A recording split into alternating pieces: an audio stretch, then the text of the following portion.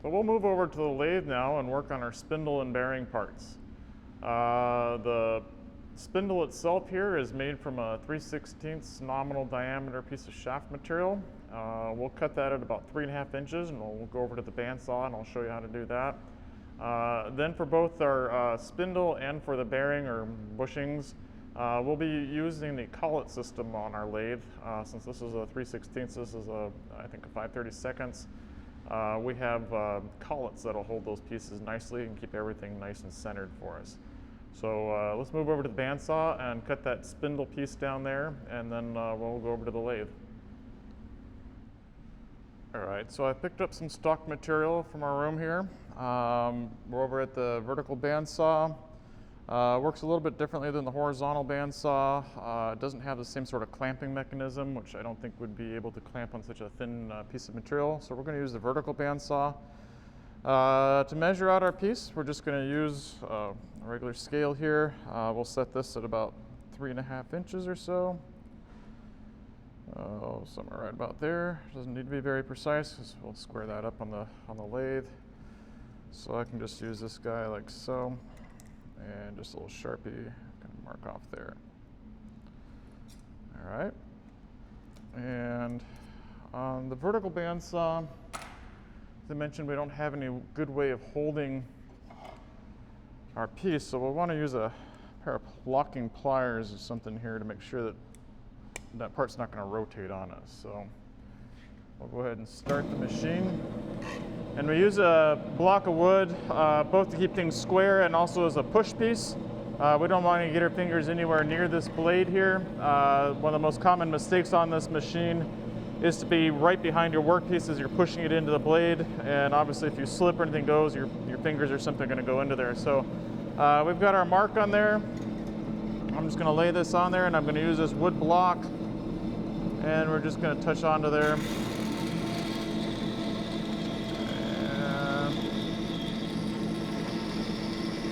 Nice and gentle, don't need to force it, let the blade do all the work. And that's it, we're through.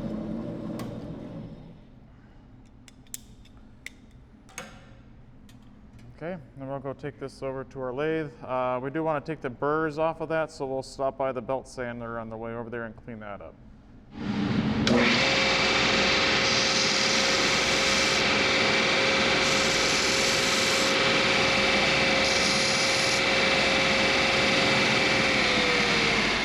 All right, so I've got my tool holder and a freshly ground tool bit.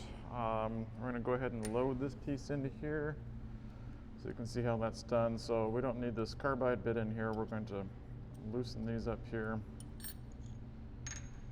and just put our right hand tool bit in there. Make sure this is nice and clean. Slide that in there like so. And we want a reasonable amount of tool sticking out, not too much. So we'll just run these down and tighten them off here. Nice and snug. Nice and snug. And then we can go ahead and load this in onto our tool post. And we'll go ahead and adjust the height on that in just a second. Okay, so now we need our collet and our workpiece. All right. Okay, so I've got a 3/16 collet and our roughly 3.5 inch piece of 3/16 material. So we can make sure, verify that that's a nice, pretty close fit there. So we'll go ahead and load the collet. We want to make sure that the surfaces on the collet are nice and clean, and the surfaces that it mates with in here are nice and clean. Rotate it around until it lines up. And on the back side here, we're going to press these together while I rotate this in. And just until it starts to get snug. That's probably too much there. And then we'll go ahead and load our piece in like so. And we just need maybe an inch or so sticking out. If even that, we're going to clean that off and then cut it back. So let's check, not quite tight enough. We rotate this until we feel like we get a good grab on there. And then there's a little pin that we lock in there, like so. All right, so locking our collet in, our piece is in there. Now we're going to get a rough estimate on our height. I need to make sure we don't lose our camera here.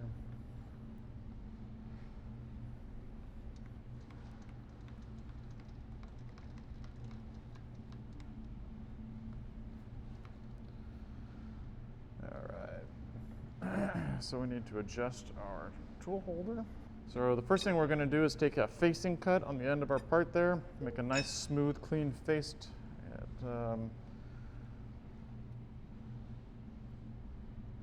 Okay. Tighten that down. Now let's check our vertical height here. A little bit high, so let's get it down. All right, that's reasonable. So we'll take a quick face cut and make sure that that seems right. Turn on our lathe. And we're working in steel, but we've got 3/16, so we're definitely going to be in the high range. I'm just going to go ahead and run it at about 550 or 600 or whatever. It starts off in the high range there. Okay.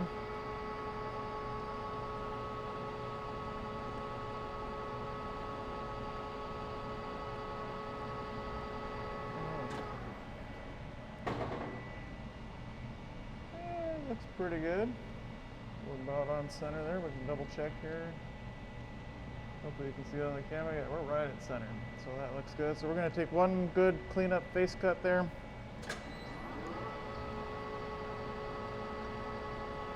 Go nice and slow and gentle. I use two hands with the knobs here. Nice smooth even finish there. And I'm going to grab a little brush to clean those chips off.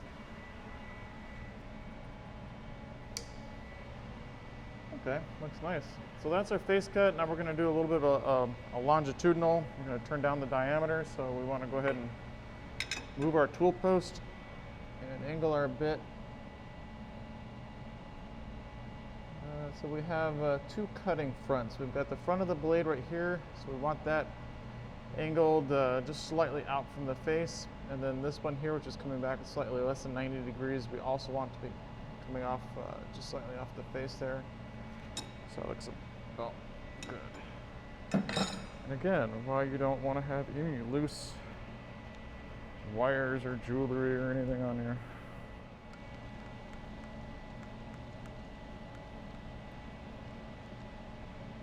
Okay, so we're clear to make that cut. Confirming that.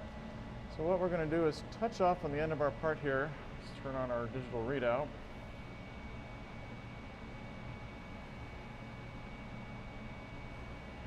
Okay, and we want to go ahead and zero out our longitudinal. Now we know that this cut needs to be, all right, so referring back to our plans here, we're going to need to move in 1/4 of an inch from the end, and we're going to turn this down to 0.086. And then lastly, we'll come back and we'll cut that off at a 45-degree angle to make a little point on there. So we've cut this off flat. We'll move in 0.25. Make a couple of easy cuts until we turn this diameter down to 0.086, and then lastly we'll come by with a 45-degree cut and just clean that off. Then we'll take the part out, flip it around, and do the same thing on the other side once we confirm the overall length. So, I mentioned we'd touch off on the end there. We're at 0. So we're going to go down here to 0.250. 47, 48, 50. All right, so we're going to go in, and I'm just going to touch off gently. It's a fairly thin piece of material, so we don't want to take a very heavy cut or we're likely to bend that piece. So I'm going to take a quick surface cut here, real light cut. And then we're going to measure that off because this is 3/16, but that's a nominal diameter. So we're working with a fairly small diameter, and we've got a tolerance of 0.002, 2/1000 of an inch. We're going to go ahead and use our micrometer, and we're reading 18,625, so we need to take a good 0.1 off of there. So now that we touched off that surface, we'll actually zero our crossfeed. And now I know that I need to basically take 0.1 off of that, but we're not going to do that all in one shot, so we'll do multiple passes here. We'll go in, let's say,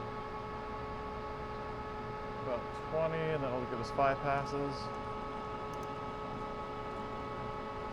So I'm going to grab a little bit of cutting fluid for that. Yeah, we can go ahead and add a little bit of cutting oil to that. Brush that on there and we'll start it back up. We'll get a little nicer cut. Yeah, much better there. So I'm gonna watch the DRO up to 0.25. All right. Come back. Brush off those chips. Move in another 0.2. Apply a small amount of oil. Right here.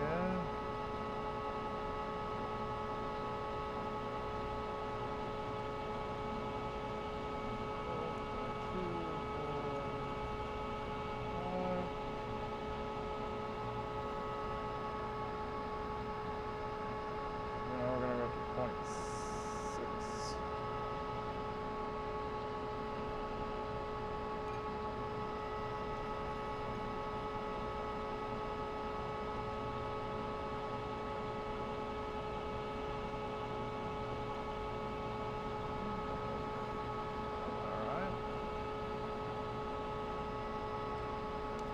So this might be a good time to introduce the automatic feed. So while our machine is running, I just bumped my, we're about 0.6 there.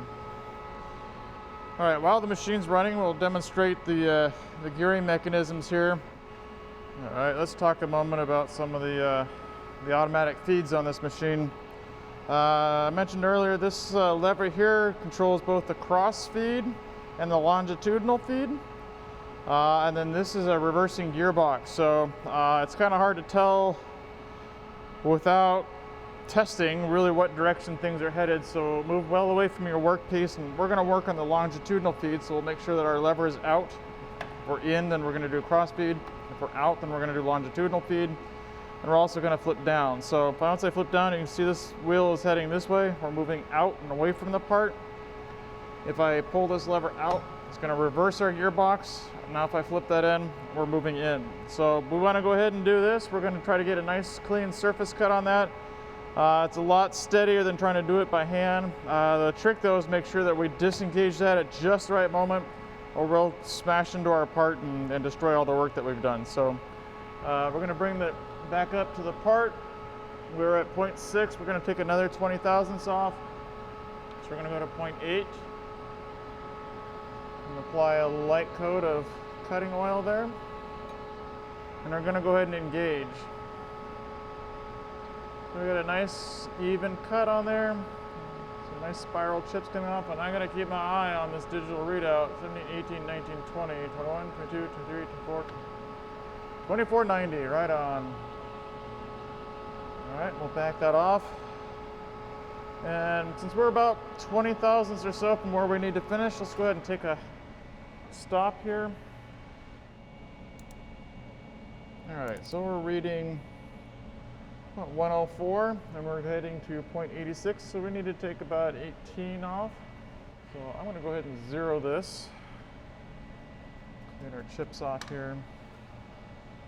Bring it up close. Start up.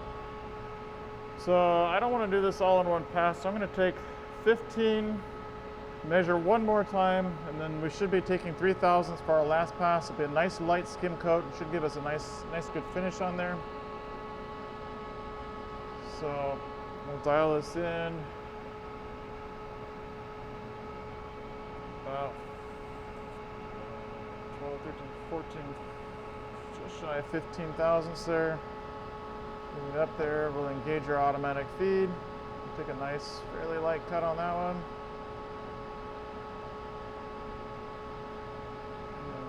1, 2, 3, 4, right at 25.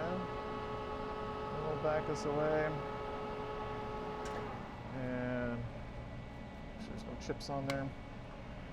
Let's take a reading. All right, we're at 90 and we need to be 86. We're gonna take about 4 thousandths more. So again, I'm gonna go ahead and zero. It's easier for me. I'm gonna back this camera back up here so you guys get a wide angle shot. All right. So to take our final 4 thousandths, bring it up there. by a light amount of oil. I'm going to dial that in on our digital readout up there, right at 4 thousandths. And again, we'll use our automatic feed, take a nice light cut there. Let's see, 4 thousandths isn't much.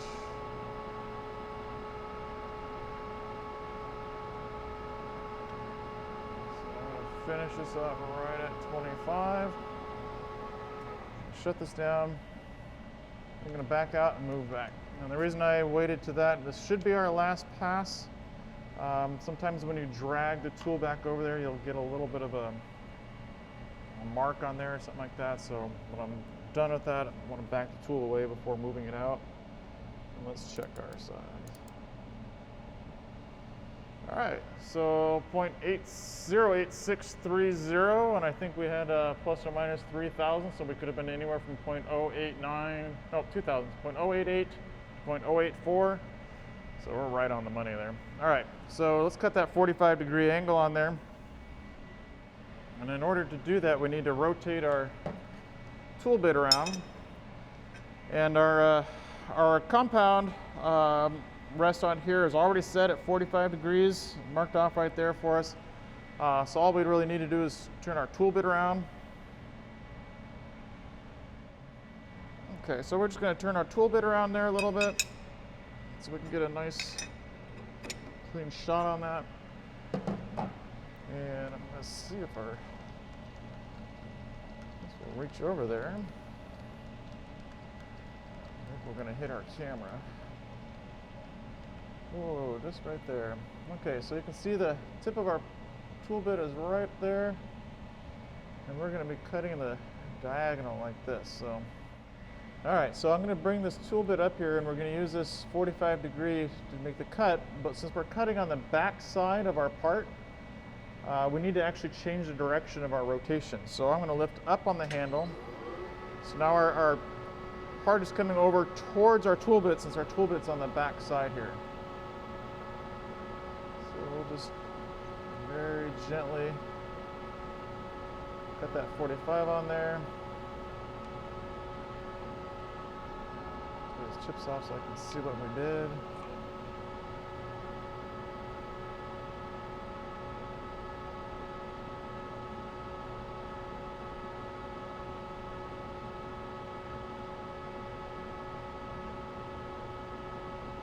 I'm not measuring anything out here. I'm just going until I get a nice point on there.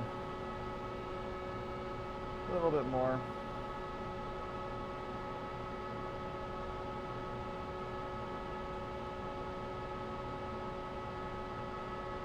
Let's see, how are we looking here? I got a little burr that won't get off of there. I think we can get a little bit more of a point on there.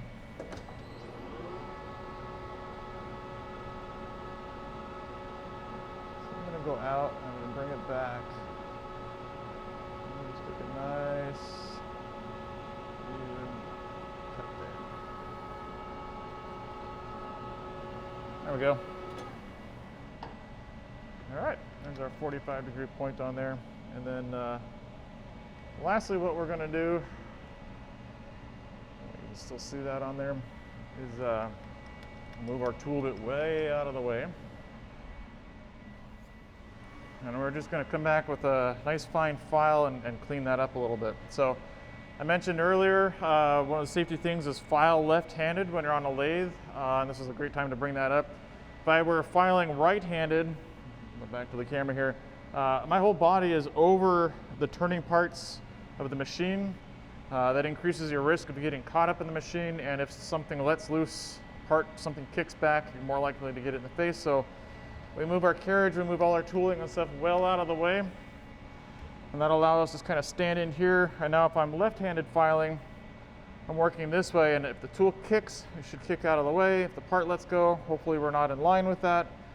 So this is what they mean by left-handed filing when you're working over a lathe, because your tools and everything are on the left side will do this. So we'll go ahead and start that up. Forward direction, we want it moving towards us. We always want to cut into the file. The way a file works is in the forward direction. Dragging a file backwards is actually not very good for it. So I'm just gonna really lightly, just gonna clean that up. And then I think we had a little burr on the back of this guy, so just gonna very gently clean that up. Looks good. And then lastly, we can use a little Scotch-Brite Brillo pad type thing. And we're just gonna gently touch that on here. Reach underneath like this. You know, again, I'm staying out of the way. I'm not reaching over the part. You know, there's very little chance of anything grabbing in here. If it did, then you know my fingers are out of the way and we can just let go and that'll flap around on there. But so just cleaning this up, taking those burrs off. I don't know if this camera could even see the part anymore. Yeah, just barely. Move in a little closer here. And so let's release our collet. You can see that in there. We got a pretty good point on there. Okay, so now we need to determine our overall final length. And I think before I take that measurement, I'm going to make sure that this end is also faced off, nice and smooth and clean. So we're sure we're measuring the true length and not off of a burr or something. So let's run this in a little closer. Turn our tool around a little bit here for a facing cut.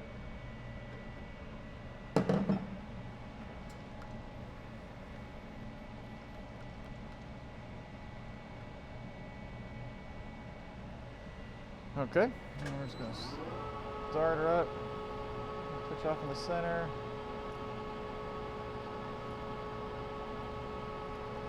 Nice, slow, easy pass for the final one.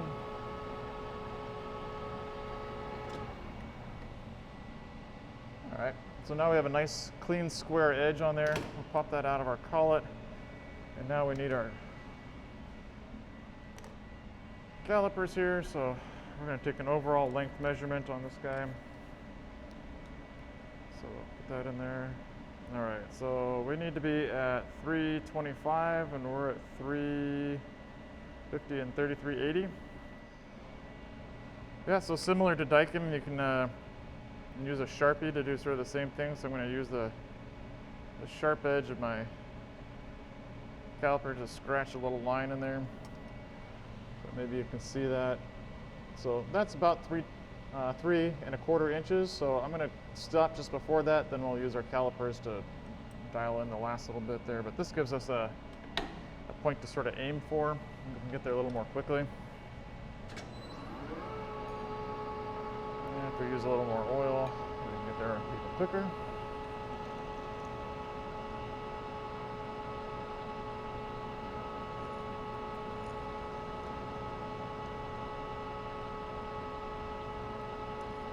This is why we don't want to cut our stock part any longer than we need to. It can take a while to do this. If we had any more to cut off, we might use another tool bit called a parting tool. Clear off some of those chips there.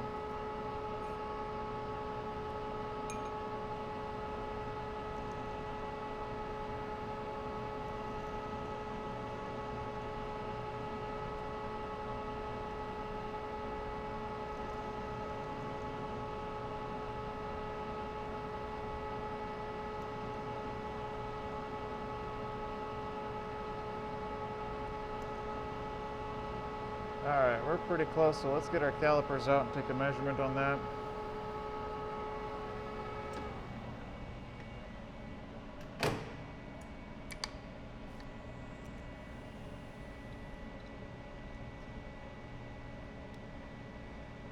All right, I'm reading 3.280, so we need to take off 30 thousandths at this point. Drop that back in there, lock our collet, bring our tool up, just touch off, zero our longitudinal. We're looking to take off 30 thousandths. Tiny bit of oil on there.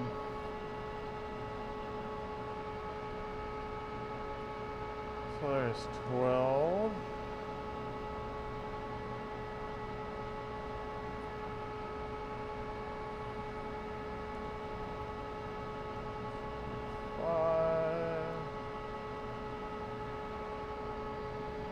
See what I'm doing, so clear those chips out of there.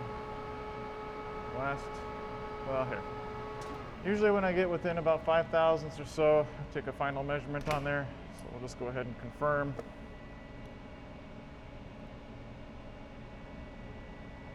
Oh, well, see, good thing to check.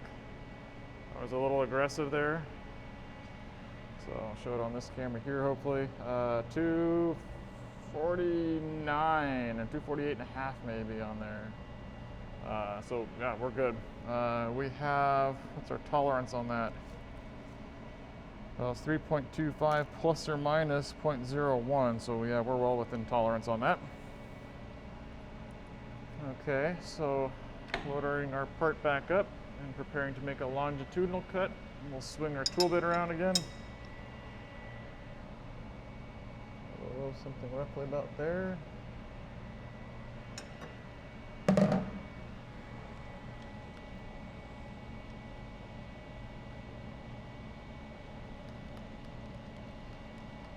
Alright. So I run out of carriage room about there. So I should need to use this one.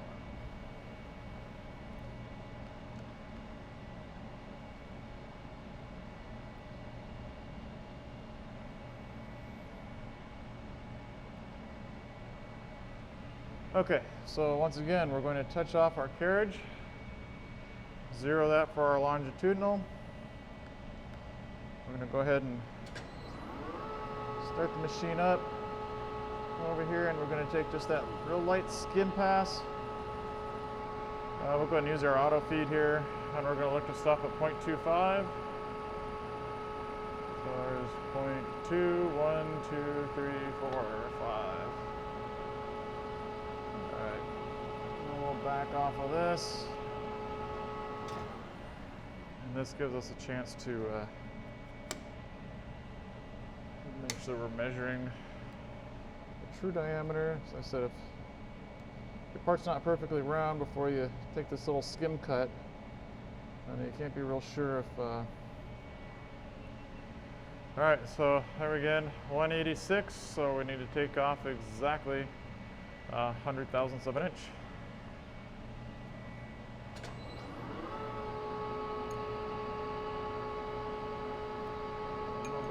There. I'm going to zero my DRO for the crossfeed. 30 thousandths at a time is probably good for us. That looks alright. One way you can tell how heavy of a cut you're taking is to look at the color of your chips. 2, 3, 4, 5. If there's no color change at all, then you could be taking a heavier cut. If they're sort of a light brown, they're just sort of barely changed color a little bit, then you're probably working at an optimal load for the bit. If they're coming out bright blue and yellow and all kinds of pretty colors and stuff, then you're taking it way too hard. It means those chips are getting way too hot and discoloring the metal. So we look for maybe just a little bit of color change, if any. I said we don't want to take a very heavy cut on such a thin part like this because we'll end up bending it.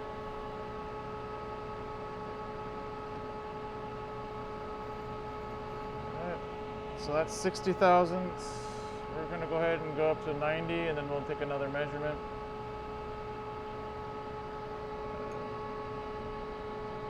Dash of oil on there. So I'll bring the carriage right up, engage that auto feed.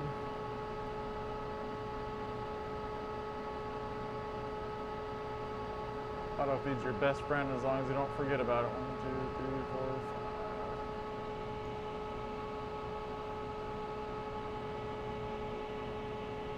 5. Okay, so let's stop there. Clean off some chips. Get our micrometer, take a quick reading. Let's see where we're at.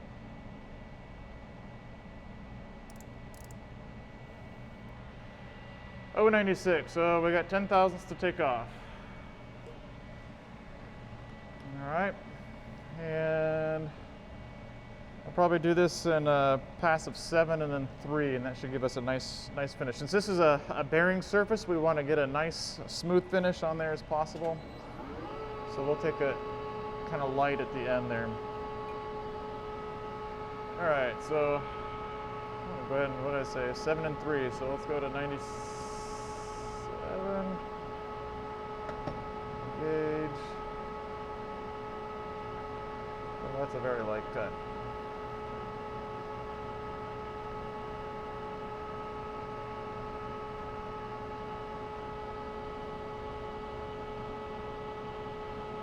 In fact, I want to double check this one before we take any more off of that. I think we may have been deflecting our part a little bit with the heavier earlier cut. So let's see what we've got here.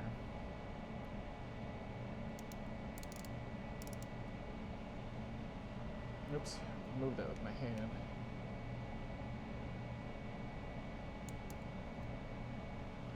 Went 0.8890, so we have pretty much exactly 3 thousandths to take off.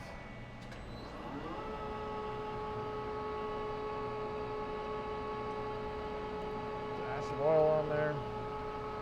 So I'm going to go right to 400, and we'll take that nice light cut.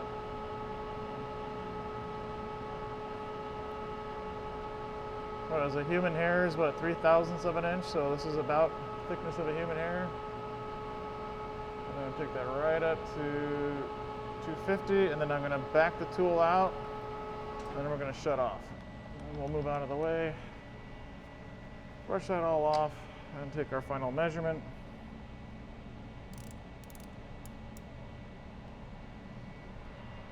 Uh, 85, 95, so yeah, well, we're a 500 thousandths of an inch off of 0.086, so I think that works. We're within tolerance. Okay, last thing is go ahead and put that 45 on there. So we're going to swing our tool bit around again. Oh, something roughly like that maybe. Let's see if we can get enough reach on this guy. Get over there.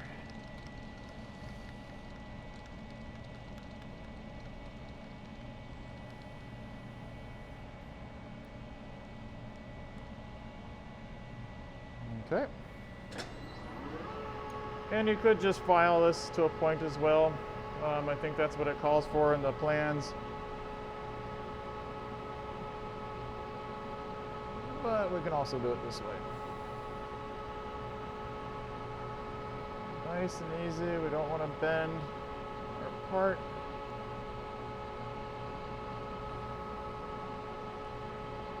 We'll just come back here.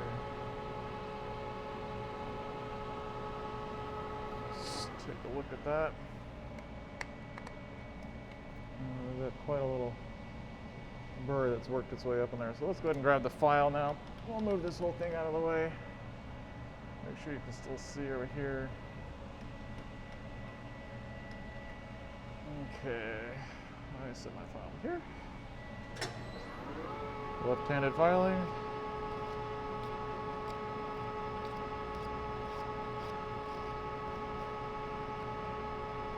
That burr, there we go. That burr was actually loose. It was like a collar that was on there. So just going to clean this up, make sure there aren't any burrs sticking out of there. Make sure that's roughly a 45-degree angle there. You see how I keep the file moving? It'll quickly clog up the grooves in the file there if you leave it in one spot. So we'll just keep it gently moving forward. Very little pressure. It's almost the weight of the file pretty much. Like that. And I think we look pretty good. Well, actually, before we do that, we'll grab our build pad. Just gently clean that off. Again, this takes care of the real little burrs. Since this will be running on a bushing, we want that to be pretty smooth. No burrs or scratches or anything. The smoother that is, I expect the better that bearing or that bushing will spin.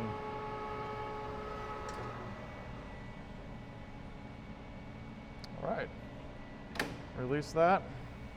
So there's our spindle piece. 2 more steps yet to do on this guy. We need to put some knurling in there. Knurling, so our nominal shaft diameter on here is 3/8 of an inch. I'm sorry, 3/16 of an inch. The hole that we put in our rotor will also be 3/16 of an inch. To ensure that we get a good press fit in there, we'll do an operation called knurling, which is actually a forming process. Rather than cutting away material, we're actually going to press and sort of reposition the metal. It's going to cause these raised grooves to pop up there, and that should take up any play that we have between our rotor and our spindle and allow that to be a press fit and lock in there. Then we also need to drill the small, what is it, 3/32 hole or something in there for our rope so we can spin it up on there. So what we will do is once we've made our rotor, we'll position the rotor on the spindle within the frame, and then that will mark out exactly where we want to put the knurling. And so we'll come back to the lathe to do the knurling. Then we'll move over to the mill to put that hole in there for the string as well.